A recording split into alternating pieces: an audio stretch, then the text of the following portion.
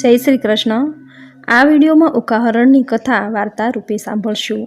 આ કથામાં ખંડ 9મો અને 10મો, જેમાં સાંભળશું શ્રી કૃષ્ણ અને જવરનો સંવાદ અને શંકર સાથે શ્રી કૃષ્ણના યુદ્ધની સુંદર કથાનું વર્ણન કરેલું છે। આ કથા ચૈત્ર માસમાં સાંભળવાનો મહિમા છે, જે સાંભળવાથી ઘર કે પરિવારના સભ્યો પર તાવ, એકાંતર્યો, ટાઢિયો વગેરે તાવ નજર પણ નથી કરતો એવું ભગવાન શ્રી કૃષ્ણનું વરદાન છે।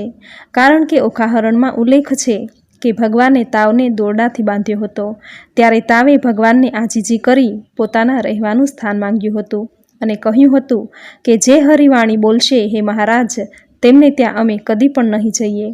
અને ભગવાન વાણી બોલ્યા કે ચૈત્ર માસમાં સાંભળે જે કોઈ ઓખાહરણ તેના સપનમાંય જાશો તો છેદી નાખીશ શીશ।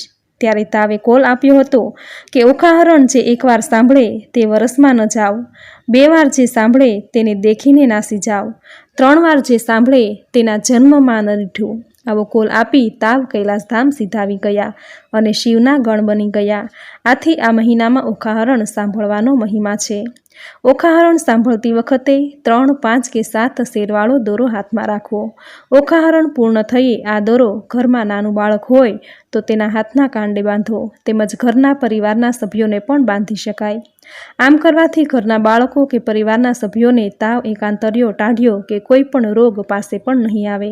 આવું મહાત્મ્ય છે ચૈત્ર માસમાં ઓખાહરણ વાંચવાનું કે સાંભળવાનું। તો મિત્રો, આજના આ વિડીયોમાં ઓખાહરણ વાર્તા રૂપે ખંડ 9 અને ખંડ 10 સાંભળશું। જો આપને વિડીયો પસંદ આવે તો લાઇક, શેર, કોમેન્ટ કરી ચેનલ સબસ્ક્રાઈબ જરૂર કરજો। તો ઓખાહરણ વાર્તા શરૂ કરીએ। વંશપાયન બોલ્યો, આ રીતે 2 ભુજાઓની દબાયેલા જવરને મૃત્યુ પામીને જાણીને કૃષ્ણે તેને 2 ભુજાના બળથી ધરતી પર ફેંકી દીધો।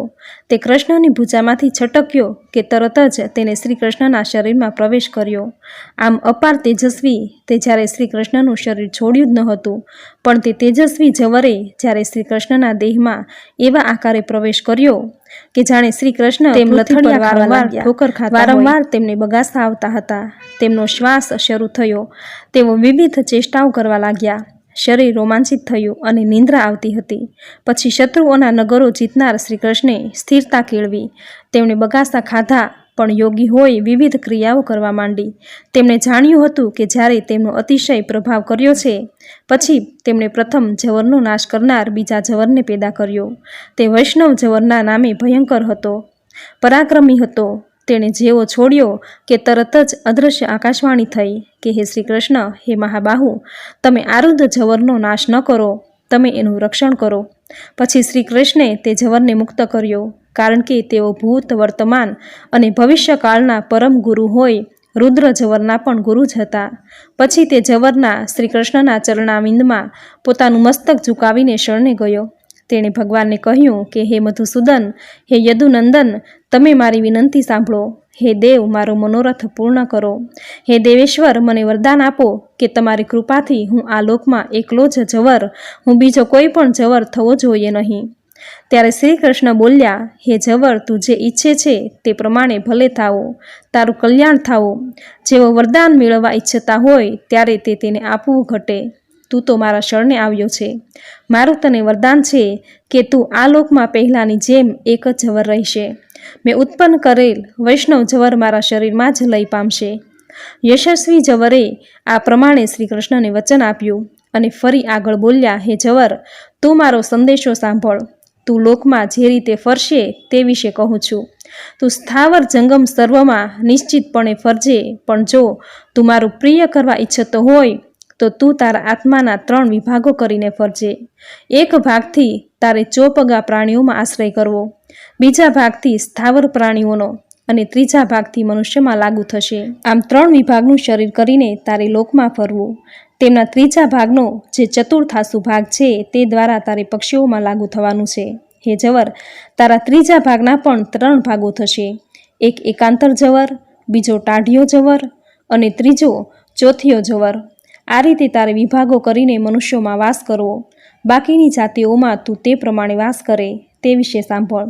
વૃક્ષોમાં કીડાઓ રૂપે રહેજે, વૃક્ષોના પાંદડામાં તેઓના સંકોચ થવા રૂપે રહેવું, પાંદડામાં ચિકાશ રૂપે પણ રહેવું, ફળોમાં ચાતુર્ય એટલે તેના બગાડ રૂપે રહેજે, પાણીમાં શેવાળ રૂપે લોકો જાણશે, મોર પક્ષીમાં તેની કલગી રૂપે, કમળના છોડ વગેરેમાં હિમ રૂપે, પૃથ્વીમાં ખારા રૂપે, પર્વતોમાં ગેરુ નામે ધાતુ રૂપે, ગાયોમાં અસમા રૂપે અને પગની ખરીમાં ખોરાક રૂપે રહેજે. આમ પૃથ્વી પર તું અનેક રૂપે રહેશે. તારા દર્શન યા સ્પર્શથી પણ તું પ્રાણીઓનો વધ કરશે. માત્ર દેવો અને મનુષ્યો સિવાય બીજું કોઈ પ્રાણી તને સહન કરી શકશે નહીં. વંશપાયન બોલ્યા. શ્રી કૃષ્ણનું વચન સાંભળીને જવર મનમાં આનંદ પામ્યો. તેણે 2 હાથ વડે નમસ્કાર કરીને શ્રી કૃષ્ણને કહ્યું, હે મધુસૂદન, તમે મને સર્વ જાતિઓનો પ્રભુ કર્યો છે, તેથી તમને ધન્યવાદ. ફરીથી તમારું જે વચન હોય તેનું હું પાલન કરવા તૈયાર છું. હે કેશવ, તમે આજ્ઞા આપો, તમારા કયા વચનનું પાલન કરું? અસુરોનો નાશ કરનાર ત્રિપુર નાશન શંકર ભગવાને મને પહેલાં ઉત્પન્ન કર્યો છે, પણ રણ મોરચે તમે જ મને જીત્યા છે. આથી હે પ્રભુ, તમે મારા દેવ છો, હું તમારો દાસ છું. તમે મારા પર કૃપા કરી છે, તમે મારું સર્વ રીતે પ્રિય કર્યું છે. તો હે ચક્રરૂપ આયુધ આપું છું, ધારણ કરનાર શ્રી કૃષ્ણ, તમારું હું શું પ્રિય કરું તે વિશે આજ્ઞા આપો. જવરનું આ વચન સાંભળીને શ્રી કૃષ્ણે કહ્યું કે હવે મારો જે નિશ્ચયપૂર્વકનો સંકલ્પ છે તે હું કહું છું તે સાંભળ. આ મહાયુદ્ધમાં બાહુબળ અસ્ત્રવાળું મારું અને તારું જે પરાક્રમ જાહેર થયું છે, તેનો જે માણસ પ્રથમ મને પ્રણામ કરીને એક ચિત્તે પાઠ કરે તે જવરથી રહિત થાય, અને તેને જો જવર આવ્યો હોય તો તે ઉતરી જાય. વળી જવરયુક્ત મનુષ્ય જો આવી પ્રાર્થના કરે, 3 પગવાળો ભસ્મરૂપ આયુધધારી, 3 મસ્તકવાળો, 9 નયનોવાળો અને સર્વ રોગોનો સ્વામી જવર, મારા પર પ્રસન્ન થઈને મને સુખ પ્રદાન કરો. આદિ અંતથી યુક્ત કવિઓ વિદ્વાનો, પુરાણકાળના સર્વ મોટા અને સૌને આજ્ઞા દેનાર અનિરુદ્ધ, પદ્યુમન, બલરામ અને વાસુદેવ પણ મારા સર્વ જવરોનો નાશ કરો. આવી પ્રાર્થના કરનાર બધા જ જવરોથી મુક્ત થાવો. વંશપાયન બોલ્યા. શ્રી કૃષ્ણ ભગવાને આમ કહ્યું ત્યારે યાદવેન્દ્ર તે શ્રી કૃષ્ણને એ જવરેને કહ્યું કે ભલે એમ જ થશે. આ પ્રમાણે શ્રી કૃષ્ણ પાસેથી વરદાન મેળવીને તથા તેમણે કહેલા વચનો પાળવાની પ્રતિજ્ઞા કરીને જવર આનંદ પામ્યો અને શ્રી કૃષ્ણને પ્રણામ કરીને એ રણમાંથી દૂર ખસી ગયો. ઓખાહરણ 9મો ખંડ સમાપ્ત. હવે સાંભળશું ઓખાહરણ ખંડ 10મો, શંકર સાથે શ્રી કૃષ્ણનું યુદ્ધ. વંશપાયનજી બોલ્યા. હે જન્મેજય, ત્યાર પછી 3 અગ્નિઓ સમાન તે 3 વીરો ઘણી ત્વરિત ગતિથી પક્ષીરાજ વિંતા પુત્ર ગરુડ પર આરૂઢ થઈ શત્રુઓ સામે યુદ્ધમાં રણભૂમિમાં રોકાયેલા હતા. ગરુડ પર આરૂઢ થયેલા એ વીરોએ સિંહનાદ કરીને બાણાસુરની તમામ સેનાઓને પોતાના બાણ વર્ષાથી ઢાંકી દીધી અને અતિબળપૂર્વક તેમને ચીડિત કરવાનો પ્રયત્ન કર્યો. ચક્ર અને હળના પ્રહારોથી તથા બાણ વર્ષાથી પીડિત દૈત્યની તે દુર્જય વિશાળ સેના અત્યંત ક્રોધિત થઈ ગઈ. જેમ ઘાસની ગંજીમાં પડેલો અગ્નિ અતિવૃદ્ધિ પામે અને સૂકા લાકડામાં પહોંચીને આગળ વધે, તે જ પ્રમાણે શ્રી કૃષ્ણના બાણો રૂપી અગ્નિ ત્યાં પ્રગટ થઈને અતિશય વૃદ્ધિને પામ્યો હતો. આ અગ્નિને ત્યાં રણ મોરચે પ્રલયના અગ્નિ માફક ભડભડતો હતો. તે હજારો દાનવોને બાળતો હતો. આ રીતે અગ્નિને ત્યાં રણ મોરચે પ્રલયના અગ્નિ માફક ભડભડતો હતો. આમ અતિશય પ્રકાશી રહ્યો હતો. આમ મહાસેના સળગી રહી હતી. વિવિધ પ્રકારના હથિયારોથી સેના પીડાતી હતી. ત્યારે બાણાસુર આવ્યો. તેણે નાસભાગ કરતા લશ્કરને રોક્યું અને બોલ્યો, તમે તો અસુરોના વંશમાં પેદા થયા છો, છતાં આવા ભયથી વ્યાકુળ શાને થાવો છો? તમે આ મહાયુદ્ધમાંથી નાસી શા માટે રહ્યા છો? તમે તો વળી આકાશગામી છો, તો પણ આ બખ્તરો, તલવારો, ગદાઓ, ભાલાઓ, ખડગો, ઢાલો, ફરસીઓ મૂકીને નાસી શા માટે રહ્યા છો? તમે પોતાની જાતિ, પ્રકૃતિ તથા શંકરના સંબંધને માન આપો છો, તો પછી નાસી કેમ છૂટો છો? હું તમારી પડખે ઊભો છું. સર્વ દૈત્યો બાણાસુરના વચનો સાંભળતા હતા. તે પણ કશાય વિચાર કરતા ન હતા. ભયગ્રસ્ત થઈને તેઓની નાસભાગ ચાલુ રહી. માત્ર શંકરના પ્રથમ ગણો જ તે સૈન્યમાં રહી ગયા હતા અને ઊભા હતા. બાકીનું સૈન્ય લડવા ઈચ્છતું ન હતું. ત્યારે બાણાસુરનો મંત્રી અને કુભાંડ પોતાના સૈન્યમાં ભંગાણ પડેલું જોઈને બોલ્યો, આ બાણાસુર શંકર અને કાર્તિક સ્વામી અહીં યુદ્ધ કરવા ઊભો છે, છતાંય સ્વબળનો ત્યાગ કરી મોહિત થઈને શા માટે નાસો છો? આ સૌ શ્રેષ્ઠ દૈત્યો છે, તેઓ પણ પ્રાણનો ત્યાગ કરી બેભાન થઈને નાસી જાય છે. કુભાંડના આ વાક્યો સૌ સાંભળતા હતા. છતાં ભયથી વ્યાકુળ થયેલા હોય ત્રાસીને દસે દિશાઓમાં નાસવા માંડ્યા. પછી મહાતેજસ્વી શ્રી કૃષ્ણે સૈન્યને નસાડી મૂકેલું જોઈને શંકરના નેત્રો લાલઘૂમ થયા. તેમણે યુદ્ધની તૈયારી કરી. બાણાસુર સક્ષણ કરવા માટે શંકર ભગવાન તથા કાર્તિક સ્વામી અતિશય તેજસ્વી રથ પર બિરાજ્યા અને યુદ્ધ માટે નીકળ્યા. મહેશ્વર નંદીશ્વર પોઠિયાથી જોડેલા રથ પર બેસીને અને બંને હોઠ ક્રોધથી બીડીને જ્યાં કૃષ્ણ હતા ત્યાં દોડી ગયા. પછી ભયંકર વિવિધ રૂપોવાળા હજારો પ્રથમ ગણો ગર્જના કરવા લાગ્યા. શંકરના રથની પણ ગર્જના થતી હતી. પ્રથમ ગણોએ શંકર ભગવાનની આસપાસ વીંટળાઈ ગયા. તે બધા સિંહ, વાઘ, હાથી, ઘેટા, ઘોડા, ગધેડા, બકરા, બિલાડા, ઊંટના મોઢાવાળા હતા. કેટલાકે સર્પોના યશોપયાન કરીને ધારણ કર્યા હતા. કેટલાક શિખાધારી, ચીર વસ્ત્રોધારી, જટાધારી હતા. કેટલાક શંખો દુંદુબીઓના અવાજોથી ડરીને ઢળી પડ્યા હતા. કેટલાક દિવ્ય અસ્ત્રોથી સુશોભિત મુકુટોથી શોભતા હતા. કેટલાક વિકરાળ વામન વિકરાળી હતા અને કેટલાક અનેક પ્રકારની ચેષ્ટા કરતા હતા. પરિણામે શ્રી કૃષ્ણ પણ ક્રોધિત થયા. એમણે ઉત્તમ પર્જન્યસ્ત્ર ધારણ કર્યું હતું. ધરતી ડગમગવા લાગી હતી. નાગો પણ પીડા પામવા લાગ્યા. જળધારાથી ભીંજાયેલા પર્વતો પણ પડવા લાગ્યા હતા. તે સમયે શ્રી કૃષ્ણ શંકરનો મેળાપ થતાં સર્વ દિશાઓના ખૂણા, આકાશ, પૃથ્વી વગેરે સળગી ઉઠ્યા હોય તેવા દેખાતા હતા. ચોપાસ ભૂમિની સપાટી પર વીજ કડાકા થયા લાગ્યા. શિયાળો શિયાળો અમંગળ અવાજો કરવા લાગ્યા. આકાશમાં ભયંકર ગર્જના થતી હતી અને લોહી વરસતું હતું. જોશભેર પવન ફૂંકાઈ રહ્યો હતો. જ્યોતિ ઔષધિઓ નિસ્તેજ હતી. આકાશમાં પક્ષીઓ ઘૂમી શકે તેમ ન હતા. એ વેળા શંકરને મોહપાશમાં જાણીને સર્વ દેવોથી વીંટળાયેલા બ્રહ્મા રુદ્ર પાસે આવ્યા.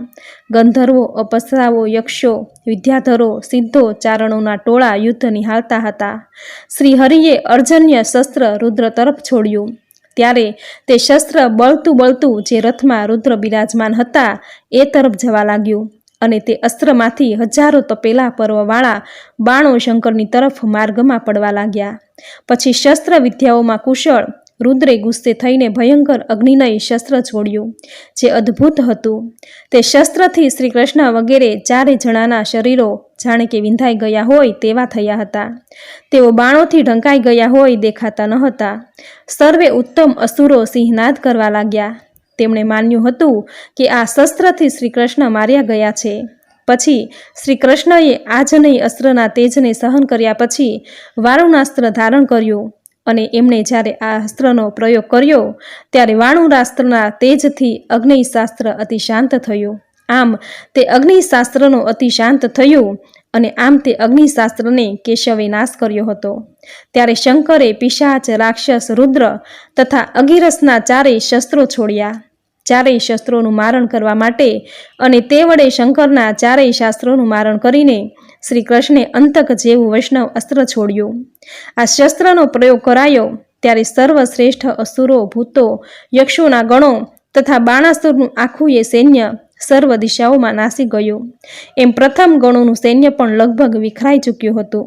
ત્યારે મહાન અસુર બાણાસુર યુદ્ધને માટે તત્પર અને ઉતાવળો થઈને બહાર નીકળ્યો અને તે સમયે ઇન્દ્ર જેમ ઉત્તમ દેવોથી વીંટળાયેલો હોય તેમ બાણાસુર ભયંકર આયુધોવાળા, મહાબળવાન અને મોટા રથોવાળા વીર દૈત્યોથી ઘેરાયેલો હતો. તે સમયે વિપ્રોએ જપ, હોમ અને ઔષધિઓની સાથે મહાત્મા બાણાસુરના સંબંધે સ્વસ્તિ વાચન કર્યું. ત્યારે બાણાસુરે બ્રાહ્મણોને ગાય, ફળો, પુષ્પો અને સોના મહોરોના દાન દેવા માંડ્યા હતા, જેથી તે વધારે દીપતો હતો. બાણાસુરનો રથ અસંખ્ય સૂર્ય સમાન તેજસ્વી, અનેક ઘૂઘરીવાળો, સુવર્ણયુક્ત રત્નોને લીધે વિવિધ રંગી અને અનેક ચંદ્રોથી જકડાયેલો હોય મહાઅગ્નિ સમાન દીપતો હતો. દૈત્યોએ ગ્રહણ કરેલા અને મોટી ધ્વજાવાળા એ રથ પર બાણાસુર બેઠો હતો. ત્યારે હાથમાં ધનુષ્ય હતું. શ્રી કૃષ્ણ સામે જતી વખતે તેમણે ભયંકર રૂપ ધારણ કર્યું હતું. યાદવો સામે જાણે દૈત્યોનો મહાસાગર હતો.